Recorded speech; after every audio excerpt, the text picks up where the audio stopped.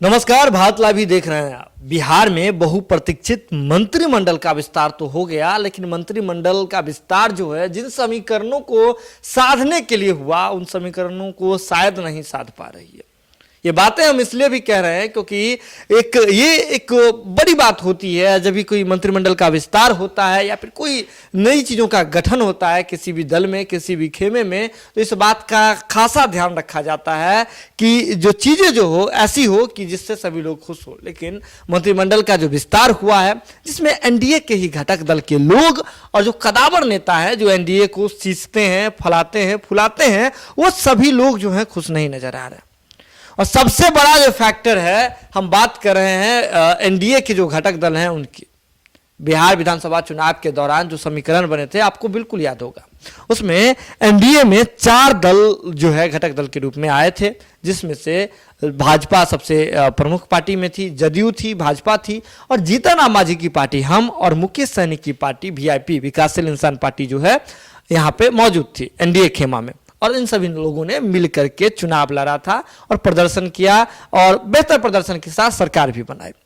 लेकिन सरकार बनने के साथ ही जो मंत्रिमंडल का जो विस्तार हुआ था, मतलब माफ कीजिएगा, मंत्रिमंडल का जो गठन हुआ था पहली बार, उसमें जो मंत्रियों की जो जगह दी गई थी उसमें एक वीआईपी पार्टी से थे, मुकेश सहनी की पार्टी से, और मुकेश सहनी उस रूप में खुद थे क्योंकि वो चुनाव हार गए थे। एमएलसी बना करके उन्हें मंत्री के पद पर बिठाया गया। बिहार में मत्स्य एवं पशुपालन विभाग के वो मंत्री हैं। 18 महीने वाली एमएलसी वाली सीट उन्हें दे दी गई। इसके बाद अगर बात करें इधर, तो जीतन राम मांझी की पार्टी में जीत करके आए हुए थे और वहां जो है जीतन राम मांझी के पुत्र जो है उन्हें भी मंत्री बना दिया गया, यानी कि एक एक मंत्री बना दिया गया। इसके बाद जीतन राम मांझी ने एक बड़ी बात रखी थी, जब वो हम पार्टी के राष्ट्रीय कार्यकारिणी की बैठक किए थे, उसके बाद जीतन राम मांझी ने एक बड़ी बात रखी थी, सामने रखी थी कि उन्हें एक एमएलसी की सीट चाहिए और एक और जो है उन्हें मंत्रिमंडल में, मतलब एक और मंत्री पद जो है उन्हें चाहिए, यानी कि उनकी पार्टी हमको चाहिए, हिंदुस्तानी अवाम मोर्चा को चाहिए। यही बात जो जीतन राम मांझी को छोड़ दीजिए तो दूसरी ओर वीआईपी के जो अध्यक्ष हैं मुकेश सहनी, उन्होंने भी बात दोहराई थी। निषाद आरक्षण की भले ही वो बात कर रहे थे और वो कह रहे थे, जगह जगह घूम करके कह रहे थे, मीडिया बंधुओं से जाकर के कह रहे थे कि उन्हें जो है मंत्रिमंडल में जगह नहीं चाहिए, कुछ भी नहीं चाहिए, बस जो है सरकार उनके जो समाज हैं उनको आरक्षण जाकर के दे दे। लेकिन इस बात पर भी सवालिया निशान खड़ा हो गया था कि सरकार में तो आप ही हैं, सत्ता में तो आप ही लोग हैं, तो आरक्षण की मांग किससे कर रहे हैं? अलग अलग मंत्रियों से मिल रहे थे, केंद्रीय मंत्रियों से मिल करके ज्ञापन सौंप रहे थे मुकेश सहनी जी। लेकिन जैसे ही मंत्रिमंडल का विस्तार हुआ, आप दूध का दूध पानी का पानी हो गया। मुकेश सहनी जी नाराज हो गए। अब मुकेश सहनी जी तो आज नाराज हुआ है, लेकिन इससे पहले हम बात कर ले तो कल जैसे ही मंत्रिमंडल का विस्तार हुआ था, मंत्री पद जो है वो शपथ ले रहे थे, मंत्री लोग शपथ ले रहे थे, उसके बाद जीतन राम मांझी गुस्सा करके बाहर निकले थे, वहां से उनके चेहरे की जो है हवाइयां उड़ी हुई थी। इससे 2 बातें साबित होती है। एक कि जब मंत्रिमंडल का जो विस्तार को लेकर के जो बातें हो रही थी उससे जीतन राम मांझी और उनकी पार्टी को बाहर रखा गया था, बातों से बाहर रखा गया था। लिस्ट जो है पार्टी के भीतर, यानी माफ कीजिएगा एनडीए खेमे के भीतर भी सार्वजनिक नहीं की गई थी। इस बात पर और जो पुख्ता जो है टिक, जो ब्लू टिक होता है वो लगाते हैं नीतीश कुमार। नीतीश कुमार भी जो गुस्साए हुए थे, बहुत कुछ नहीं बोल रहे हैं मंत्रिमंडल विस्तार पर और चुपचाप से बाहर निकल गए थे। मुकेश सहनी जी बाहर निकल गए थे, मुकेश सहनी की बात करें, जीतन राम मांझी जी बाहर निकल गए थे और नीतीश कुमार बाहर निकल गए थे। तो एक तो ये बातें शामिल हो जाती है, साबित हो जाती है। वहीं दूसरी ओर जीतन राम मांझी को इस बात की भनक नहीं थी और पहले ही हमारे संपादक नमन मिश्रा बता रहे थे कि उनका चांस बहुत कम है, मतलब नहीं के बराबर है कि उन्हें इस बार मंत्रिमंडल में फिर से कोई और नया सीट दिया जाएगा, उनके पार्टी से और लोगों को मंत्री बनाया जाएगा। तो इस बात पर जो है सारी बातें स्पष्ट हो गई।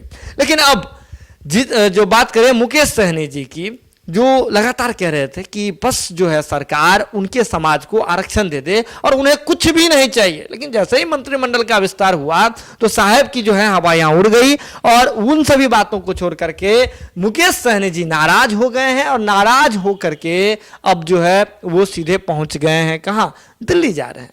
दिल्ली जाकर के अमित शाह से मिलेंगे, वहां जाकर के बिहार में जो मंत्रिमंडल का विस्तार हुआ है इसको लेकर के जो समीकरण बने हैं, जो परिस्थिति बनी है, इस पूरे मामले पर जाकर के अपनी बातों को रखेंगे और वहां जाकर के जो शिकायत करेंगे। और इसके बाद मुकेश सहनी जी की क्या परिस्थिति है। मुकेश सहनी जी इस परिस्थिति में आ गए हैं, जीतन मांझी जी इस परिस्थिति में आ गए हैं।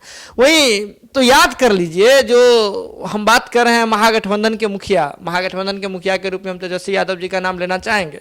तेजस्वी यादव जी ने एक भविष्यवाणी की थी कि मंत्रिमंडल के विस्तार होने के साथ ही सारी बातें जो है एनडीए में खलबली मच जाएगी। तो देखिए ना, साफे तो चीजें जो है सामने आना तो शुरू हो गया। किस तरह से मुकेश सहनी जी नाराज चल रहे हैं, दिल्ली जा रहे हैं अपनी बातों को रखने के लिए, शिकायत करने के लिए अमित शाह से। इधर हिंदुस्तानी अवाम मोर्चा पार्टी के प्रमुख जीतन राम मांझी वो नाराज हो गए हैं। लगातार देखिए इस पर राजद के लोगों ने हमला भी बोल दिया कि नीतीश कुमार को लेकर के आप सॉफ्ट कॉर्नर दिखा रहे थे, लगातार हमला कर रहे थे राजद पर, एक मुखी होकर के हमला कर रहे थे, उन्हें जगह नहीं मिली।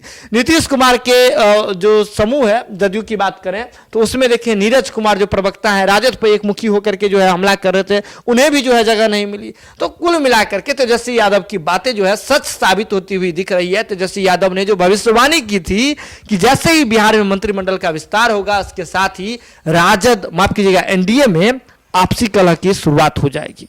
देखिए तेजस्वी यादव ने किया था, भारत लाइव की टीम ने क्या कुछ होगा मंत्रिमंडल में, यानी कि हम बात कर रहे हैं हम और वीआईपी के साथ क्या होगा, इसकी घोषणा पहले ही कर दी थी। बने रहे भारत लाइव के साथ, बहुत सारी कहानियां हैं, बहुत सारे समीकरण हैं। भारत लाइव की टीम एक एक समीकरण को खोल करके आपके सामने रखेगी। इसके लिए जरूरत है कि आप भारत लाइव को यूं ही देखते रहें, मोहब्बत देते रहें और शेयर करते रहें। बहुत बहुत धन्यवाद। अगर ये वीडियो पसंद आई और वह बिहार के राजनीति और बिहारियत से सरोकार रखेनी तो सब्सक्राइब बटन दबा के चैनल के सब्सक्राइब कर ली। ओजे एगो घंटी बा, ओकरा बटन दबा देला से कुल सटीक और मारक खबर रुआ मुफ्त में मिल जाई।